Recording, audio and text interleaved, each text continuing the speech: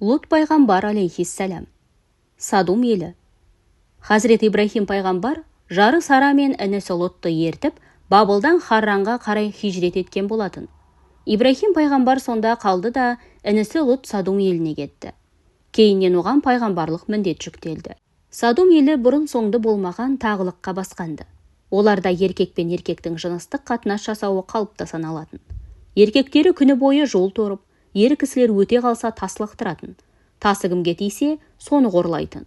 Шайтан бұлардың осы бір осал жерінен ұстап, азғындықтың шыңырауына құлатып, тұзақтарына түсіретін. Олардың осы азғындықтарын жыртқыш аңдардың өзі істемейтін. Осындай азғын елге Хақ тағала Хазірет Лутты пайғамбар етіп жіберді. Лут пайғамбар алейхиссалям өзіне уахи келісімен дереу іске көшіп, оларды ақиқат жолына шақырды. Ол алдымен өзінің оларға жіберілген пайғамбар екендігін айтып, өзіне бағыну қажеттілігін түсіндірді. Ол туралы Құранда: сол уақытта оларға туысы Лут: қорықпайсыңдар ма деді. Мен сендерге сенімді бір елшімін. Енді Аллахтан қорқыңдар да маған мойынсұныңдар деп айтылады. Хақ пайғамбар өзінің пайғамбар екендігін айтқан соң, оларға күн-түн демей тура жолды уағыздап, жасаған істерінің жиіркеніштілігін түсіндіріп, тәубеге шақырады. Лут сол уақытта еліне: жер жаһанда сендерге дейін ешкімнің істемеген арсыздықты істейсіңдер ме деді. Сендер әйелдерді қойып, еркектерге қызығып келесіңдер ме? Әрине, сендер шектен шыққан елсіңдер. Алайда Садум елі оның сөзін елең құрлы көрмеді. Кейбіреулер оның іс-әрекетінің астарында дүниелік мақсат жатыр деп ойлады. Сол себепті бірде Лут пайғамбар: уа халқым, егер де тәубеге келмей, осылай кете беретін болсаңдар, іс насырға шабады. Мәңгілік азапқа ұшырап, мына азғын істеріңнің сазайын тартасыңдар. Одан да мүмкіндіктерің бар кезде тәубеге келіп, Хақ тағалаға сәжде етіп, адами қасиеттеріңе қайта оралыңдар.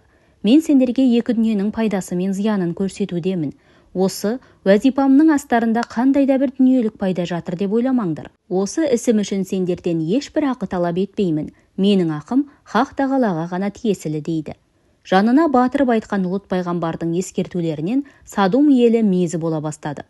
Бір күні басшылары жиналып: бұл Лут біздің басымызға пәле болып жабысты.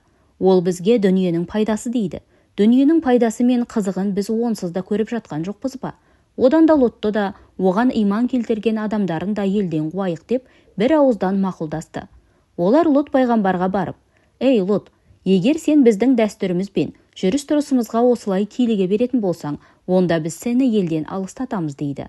Олар осыған ғана тоқтамай, оған: ей Лут, егер сөзің тура болса, Құдайдың азабын біздің басымызға төндір. Қанекей, көрелік мықтылығыңды. Біз сенің бір сөзіңе де сенбейміз. Қане, қайда әлгі уағда еткен азабың? Шаман келсе тезірек алып кел деп зеки сөйлеп, миықтарынан күліп келемеж деді. Хақ пайғамбар осы сөздерінен олардың әсте иман келтірмейтіндіктерін ұқты. Өйткені мына сөздер арқылы жан дүниесі қарау тартып, жүректерінде иман ұялайтын жер қалмағандығын білді. Олардың жүректеріне мөр басылған еді. Кімге мөр басылса, ол әсте мұсылман бола алмайды. Хазірет Лут оларға: әрине, мен сендердің қылықтарыңнан жиіркенемін деді де, Хақ тағалаға қол жайып: Раббым, мені және отбасымды бұлардың сұмдықтарынан құтқара көр деп дұға етті. Азап періштелерінің келуі. Жаратушы жаппар ие Хазірет Луттың дұғасын қабыл етті. Садум елінің астан кестеңін шығарып, жер бетінен жойып жіберу үшін 3 періште жіберді. 3 періште Хақ пайғамбарға түс әлетінде келді. Бұл кезде пайғамбар бақшада жүрген болатын. 3 жолаушының өзіне қарай келе жатқанын байқап: үшеуің де бейтаныс адамдар екенсіңдер, менде не бұйымтайларың бар еді дейді. Олар оған Құдайы қонақ екендігін айтады. Періштелер жүздерінен нұр тамған көрікті жас жігіт бейнесінде келген болатын. Лут алейхиссалям олардың осы бейнесінен көрген сәтте-ақ іште қатты абыржып, уайымдай бастады. Үйіме келгенше ешкім байқап қалмады ма екен? Алда-жалда біліп қалып, үйіме келсе бұл жігіттерді қалай қорғаймын деп ойға шомып өз-өзіне: бұл өзі бір жанға батқан ауыр күн болды ғой деп күбірледі. Құдай қонақпыз деп алдына келіп тұрған соң, Хақ пайғамбар тіс шарып ештеңе дей алмады. Жолдарың әне, бұл елден тез кетіңдер деуге дәті бармады. Ауыр күн екенін біле тұра, пайғамбар болған соң көтеруіне тура келді. Ол ағасы Хазірет Ибрахим сияқты жаны жомарт пайғамбар еді. Хақ пайғамбар олардан: қонақтар, бұл елдің қандай ел екенін білетін бедіңдер деп сұрады. Періштелер: қандай деп сұрағанда, жер бетінде бұл елден асқан азғын ел жоқ, һәм болған да емес деп жауап береді. Хақ пайғамбар қонақтарын үйіне ертіп кіргізді. Олар үйге кіріп төрге жайғасқан шақта, Лот пайғамбардың әйелі Уахила дереу сыртқа шығады да, үйіне қандай қонақ келгенін жұртқа жайып үлгереді. Уахила пайғамбардың әйелі болса да, иман келтірмеген еді. Сырттай мұсылман болып көрініп, кәпірдің тірлігін істеген, қой терісін жамылған қасқырдың нағыз өзі болатын. Уахиланың сөзі маңайға жайылысымен, сол жердің бар еркегі жиналып, Хазірет Лоттың үйінің айналасын қоршап алды. Олар Лоттан қонақтарды өздеріне шығарып беруін талап етті. Хақ пайғамбар оларға: «Бұлар менің қонақтарым. Мені қонақтарымның алдында масқара етпеңдер. Аллах тағаладан қорқыңдар. Осы жаман қылықтарыңды тыйыңдар, күнәға жоламаңдар. Азғындықтарыңды мен білгенмен, мына қонақтарым білмесін» деді. Алайда шайтанның құрығына түскен халқы оның сөзіне құлақ аспады. Олар: «Ей Лот, біз сені өзгелердің ісіне араластың деп жолыңа бөгеу болмадық қой. Енді неге біздің жолымызды кесесің? Біз саған үйіңе қонақ кіргізбе деп ескертіп едік қой. Сен қалауыңша таза бола бер, бірақ біздің ісімізге араласпа. Бізде кемшілік болса, ол өз ісіміз. Сенің бізде шаруаң болмасын» деп жан-жағынан даурығысты. Лот пайғамбар алейхиссалям оларды бұлай тоқтата алмайтынын білген соң: «Уа халқым, міне қыздарым, олар сендер үшін әлде қайда таза. Оларды сендерге некесін қиып берейін. Аллахтан қорқыңдар. Араларыңда жақсы мен жаманды айыра алатын дені түзу біреу жоқ па» дейді. Самуд халқының еркектері: «Ей Лот, сен осы күнге дейін бізді білмейтін бе едің? Сенің қыздарыңда біздің шаруамыз жоқ. Сен біздің не қалап тұрғанымызды жақсы біліп тұрған боларсың» деп дүрсе қоя берді. Лот пайғамбар олардың мына сөздерінен кейін қатты қысылып: «Шіркін-ай, дәл қазір сендерге қарсы тұратын бір құдіретім яки қорғана алатын титтей мүмкіндігім болғанда, мынадай күйге түспес едім» дейді. Оның осы сөзіне қатысты Аллах елшісі саллаллаху алейхи уәсәлләм: «Аллах Лотқа рахым етсін, мықты бір қорғанды паналасам» деп, сол кезде қатты қиналып, Аллахқа сыйынуды ойламаған дейді. Осы кезде оның қатты күйзелгенін байқаған періштелер шындықты жайып салды. «Ей Лот, біз сенің Раббыңның елшілеріміз. Қорықпа, бізге түк те істей алмайды. Сенің халқың адасудан арылғылары келмей қасарысып жатыр. Бұдан соң олардың түзелуі әсте мүмкін емес. Сен қанша насихат айтқанмен, олар ешбір пайда бермейді. Осы сәттен соң олар саған әсте жапа шектіре алмайды. Жібер, қанеке, бәрі ішке кірсін» дейді. Осыдан кейін Хақ пайғамбар есікті айқара ашқан еді. Сыртта ентелеп тұрған еркектер ішке лап етіп ағылды. Бірақ олар не болғанын түсіне алмай, сең соққан кемедей теңселіп кетті.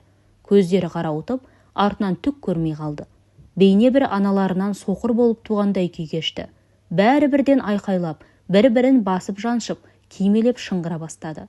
Бұлар жай қонақ емес, сиқыршы, дуалаушылар екен деп қонақтарды кінәлай бастады. Хазірет Лот оларды итерген бойы далаға шығарып тастады. Періштелер Хазірет Лотқа: «Кештің бір мезгілінде отбасыңды алып тездетіп жөнел. Өзің олардың артынан жүріп отыр. Еш қайсысың артыңа қараушы болмаңдар. Діттеген межеге жетіңдер. Таңға жуық олардың шаруасы бітеді» дейді. Хақ пайғамбар дереу өзіне сенген үмбетін ертіп түн жастанып жолға шықты. Жары Уахила олармен емес, азғын халықпен бірге болғысы келіп, жұртта қалып қойды. Хазірет Лот отбасын ертіп қаладан шыққан кезде майда тастарды үйіріп алып, бұршақша жаудыратын жел шықты. Бұл азаптың алғашқы белгілері болатын. Садум халқының жермен жексен болуы. Хазірет Лот үмбетін алып қаладан шалғай кеткенде таң рауанда батқан еді. Соққан желдің арты дауылға айналып, қала үстіне тас нөсерде құя бастады. Осы кезде ғайыптан: «Сендер Лоттың хабар берген азабы мен ескертуін жоққа шығарып едіңдер. Енді сол азапты тартыңдар. Лоттың туралығын біліңдер» деген дауыс естіліп тұрды. Аятта: «Оларға апат әміріміз келген сәтте ол жердің үстін астына келтірдік. Сондай-ақ үстеріне әдейі әзірленіп қыздырылған тас жаудырдық» деп айтылады. Деректерде Садум елінің тұрған жері қазіргі Лот көлі яки өлі теңіздің тұрған жері екендігі айтылады. Оған Шария өзені ғасырлар бойы аққанмен, оның тұзын азайта алмаған. Құранда сол жер туралы: «Ол арада күйзелтуші азаптан қорқушылар үшін бір ғибрат қалдырдық» деп, сол жердің қарғыс атқан мекен екендігін білдіреді. Кейбір деректерде Лот пайғамбардың алейхиссалям отбасын алып, Мысырға яки Шамға, не болмаса Иорданияға қоныстанғандығы айтылады. Әйюб пайғамбар алейхиссалям. Әйюб алейхиссалям Ысқақ пайғамбардың Айыс деген перзентінің баласы. Әйюб пайғамбар атасы Хазірет Ысқақтың берген батасының арқасында шаңырағына көп берекет дарып, шаңырағы балаға, өрісі малға, қамбасы астыққа, сандығы алтынға толыпты. Кейбір деректерде жары Рахима Жүсіп пайғамбардың алейхиссалям қызы екендігі айтылған. Хазірет Аюбтың ең үлкен сынағы осы көл-көсір байлығы еді. Алайда ол дүниеге еш құмартпады. Хақ тағалаға құлшылық жасауды, Аллахты дәріптеуді ол бәрінен жоғары қоятын. Кейіннен Хазірет Аюбқа осынша байлығы өз алдына Шам жақтағы бір елді дінге шақыру үшін пайғамбарлық уазипасы берілді. Ол сабырлығымен, хаққа деген іңкәрлігімен танылған пайғамбар еді. Аллах тағала ел ішінде сынақ қылу үшін оның барлық байлығын қайтарып алды. Бір жолғы апат 4 түлік малынан тышқақ лақ та қалдырмай жұтып кетті. Алтындары түгіл бала шағасы қырылып, шаңырағы ортасына түсті. Алайда осының бәріне сабырлық танытқан Хазірет Аюб ешкімге мұң шақпады. Қара халық мұның осы қылығына қатты қайран қалып, бастарын шайқады. Аллах тағала оның қаншалықты ықыласты, рухы биік адам екенін көріңдер дегендей, хақ пайғамбарды адам жаны күйзелетіндей дертке шалдықтырды. Пайғамбарларда жұқпалы ауру, яки сырт көзге жеркенішті дерт болмайды. Олардың бір ерекшеліктері сырт көзге тартымды болулары қажет. Жай ғана жараның өзі олардың осы ерекшеліктеріне қайшы келеді. Өйткені олар пайғамбар болғандықтан қасына келген адамдарды шошытпай, қашанда дене бітімімен де өзіне тартып тұруы тиіс. Сондықтан олардың тәнінде қандай да бір кемістік болмайды. Аюб пайғамбардың алейхиссалям науқасы да осыған сай науқас еді. Осы науқасын кейбір кітаптарда денесінде құрт қаптап, кеулеп жеп жүрді деп берілген. Бұлай деп ойлау үлкен қателік. Оның дерті пайғамбарлыққа жарасар дерт.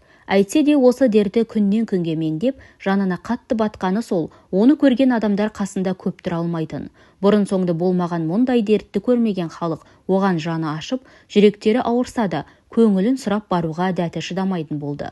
Қасында сүйген жары Рахима ғана қалып, күндіз түні жанынан бір елі айырылмай күтімін жасады. Қолы қалт еткенде жеңіл желпі жұмыс жасап, күн көріс нәпақасын тауып отырды. Осыған орай бір күні Рахима әлде бір шаруалармен сыртқа шығып кеткен болатын. Сол мезгілде Хазірет Аюбтың алейхиссалям дерті қатты асқынып, жаны қысылып, әйелін көмекке шақырды. Оған жауап қайтарған әйелі болмады.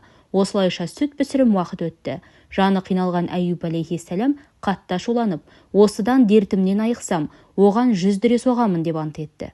Ауыр дертке шалдыққан хақ пайғамбар азаптан арыла алмай, Аллах тағалаға сабырлық көрсетіп, жаны қанша қиналса да, құлшылығы мен зікірін азайтпады.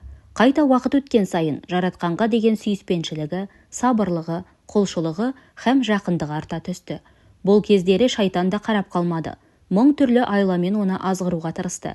Ібіліс оған: сен ілгерде 4 түлігің сай, 4 құбылаң түгел, бала шаған көп, дүниесінің есебін білмейтін осы аймақтың атақты бай едің. Енді жатқан жатысың мынау. Байлық тұрмақ дені басыңда сау емес дейді. Сонда Хазірет Аюб: олардың иесі мен емес, жаратқан Раббым ғой. Ол өзі берді, өзі алды. Ол өз мүлкін қайда қоям, қайда берем десе де өз еркінде. Біз оны емес, ол бізді сынайды деп жауап береді. Ол Аллах тағалаға сыйынып: Раббым, рас, мені шайтан бейнетпен қинауға ұшыратты деп жалбарынды. Аюб пайғамбардың дұғасы. Хақ пайғамбардың науқастанып жатқанына көп жылдар болды. Бағзы деректерде оның 13 яки 18 жыл науқастанған айтылады. Осы дерт бір күні қатты асқынып жүрегі мен тіліне шапты. Ол ауру азабын қаншама тартса да, хақтан үмітін үзбеген еді. Сол себепті ол Аллахқа жақындай түсіп, оның Шәфи есімін терең түсініп, тынбай зікір етіп келген. Ал қазір сол дерт меңдеп жүрегі мен тіліне жеткен кезде, оны хақ тағалаға деген құлшылығыма залал тимесе екен деген ой мазалай бастады. Ақырында бір байламға келіп, хақ тағалаға: я Раббым, бұл дерт маған залалын тигізе бастады. Саған лайықты терең құлшылық ете алмайтын түрім бар. Сен рақымдылардың ең рақымдысысың деп дұға етті. Хақ тағала оның дұғасын қабыл етіп, аяғыңмен жерді теп, міне, саған шомылатын әрі ішетін суық су дейді. Хақ пайғамбар осы бұйрықты алғаннан кейін дереу жерді теуіп қалып еді. Жер астынан мөп-мөлдір су бұрқылдап шыға бастады. Ол сол суға шомылып, қанғанша ішіп, мейірін қандырды. Сонда хақ тағала шипасын беріп, қанша жылдық науқасынан бірден айығып бұрынғы қалпына келді. Қаншама жылдан бері тартқан азабы көрген түстей өте шықты. Аюб пайғамбардың осы суға түсіп емделуі кейінгі ұрпаққа дәстүр болып қалды. Халықтың қазіргі жылы су, шипалы су деген сықылды суларға емделуі осы Аюб пайғамбардан басталған ба дерсіз. Науқастан айыққан хақ пайғамбар есін жиып, көңілі көншіген соң ауырып орнынан тұра алмай жатқан кезіндегі әйеліне 100 дүре соғу антын есіне алды. Бірақ оған соншама жыл қасынан бір елі айрылмаған сүйген жан жарына дүре соғу оңайға соқпады. Мұншама жыл опа көрсетіп, жанына серік болған әйеліне қайтарған жақсылығы осы ма еді? Егер ормаса берген уағдасынан қайтып танбақ. Сол сәтте Аллах тағала пайғамбарына рақым етіп уахи жіберіп, қолыңа бір топ шөптің сабағын алып, сонымен бір үр, сертіңнен қайтпа дейді. Хақ тағаланың осы әміріне Аюб пайғамбар қатты қуанды. Дереу қолына бір топ шөптің сабағын алып, сонымен әйелін бір рет ұрды. Сөйтіп ол 100 дүре соғамын деген сертін орындады. Сынақтың өтуі. Аюб пайғамбар осылайша сынақтан мүдірмей өтіп, өзінің Раббысының құзырында сабырлы, тақуа, құл екендігін дәлелдеп, елге өнеге болды. Аллах тағала оған нығметін бұрынғыдан да мол ғып үйіп төкті. Құранда бізден рақым әрі ақыл иелеріне үгіт ретінде оған отбасын, айналасын бір есе артығымен бердік дейді. Көп ұзамай оның өрісі малға, қорасы қойға толды. Қисапсыз қазына мен есепсіз дүниесін көргендердің есі кете бастады. Шаңырағындағы улап-шулап ойнаған балалар олардың көңілін сергітіп, бар дертін ұмыттырды. Деректерде оған елінен 7 адамның иман келтіргені, өзі 140 яки 93 жасында қайтыс болғаны туралы айтылады. Ол туралы Құранда: расында, оны сабырлы көрдік, ол қандай жақсы құл, өйткені ол өте мойынсұнғыш дейді. Бұл өмірде адамның дүниелік 3 байлығы бар. Ол байлық, нәсіл, денсаулық. Һәм бұл үшеуі пендеге берілген негізгі сынақтар. Көбінесе бұл фәниде осы 3 сынақтан көптеген жұмыр басты пенделер сүрініп кетіп жатады. Мысалы, біреуге байлық беріледі де көп ұзамай бір сәтте жоғалтып тақыр кедей болып шығады. Ол сонда кейде осы сынақты көтере алмай, Хақ тағалаға қарсы шығады яки өзіне қол жұмсап, шыбын жаны мәңгілік азапта шырқырайды. Ендеше Аюб пайғамбардың сабырлығы осындай жандарға өнеге. Аюб пайғамбар алейхиссалам да өзіне берілген міндетті толық орындады. Кейінгі ұрпақтарға сабырлықтың өшпес өнегесін қалдырды. Көктен түскен уахи тоқтап, уазипасы біткен шақта өмірден озып, Раббысына қайтты.